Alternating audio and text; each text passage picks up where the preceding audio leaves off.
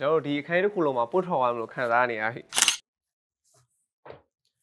ကျွန်တော်ဘာမဆိုမှာအသေးရောက်ထားတဲ့ party speaker Rambo 100ဒီကောင်လေးကအတန်အတွက်200 watt ထိတောင်မှအားကောင်းတယ်ဆိုတော့ဘယ်လိုမျိုးကောင်းလဲဘယ်လောက်ထိမိုက်လဲဆိုတာကျွန်တော်တချင်းလေးနဲ့စမ်းပြပေးမယ်ပထမဦးဆုံးအတန်ဘယ်လောက်ထိကြည်လင်ပြတ်သားလဲဆိုတာမြန်မာတချင်းအေးအေးလေးနဲ့စမ်းပြပေးမယ်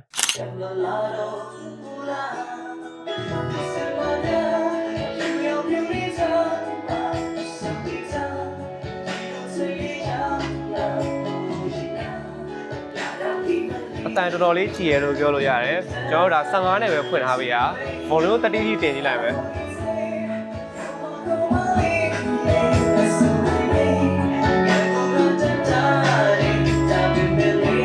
ဒါသူ volume 30အတန်အပြည့်ဆုံးလို့ပြောလို့ရတယ်ဒီကောင်က0ကနေ30ထိပါတယ်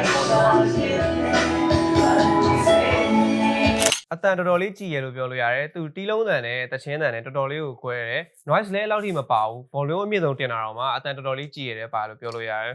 ကျွန်တော်တို့ bass တန်လေးစမ်းလို့ရအောင်လို့နည်းနည်း mute ရဲ့တချင်းလေး bass ကောင်းတဲ့တချင်းလေးဖွင့်ပြပေးမယ်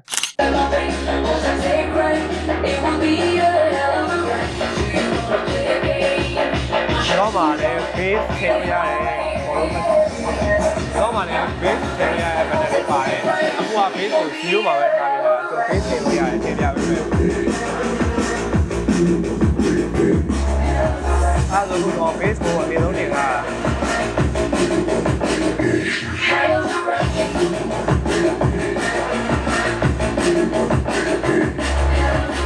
ဒီကောင်က base အမြင့်ဆုံးနဲ့အတန်အမြင့်ဆုံးထားပြီးဖွင့်ပြပေးရကျွန်တော်တို့ဒီအခန်းတစ်ခုလုံးမှာပို့ထော်ရမလို့ခံစားနေရပြီဆက်ဖွင့်ထားရင်လည်းကျွန်တော်ထားပြီးတော့ပါကမိလောက်တယ်အတန်တော်တော်လေးကြည်ရလို့ပြောလို့ရတယ် base တန်လည်းတော်တော်လေးကိုမိုက်တယ် vibration လည်းတော်တော်များတယ်အတန်တော်တော်လေးကောင်းတယ်အရန်ကိုမိုက်တယ်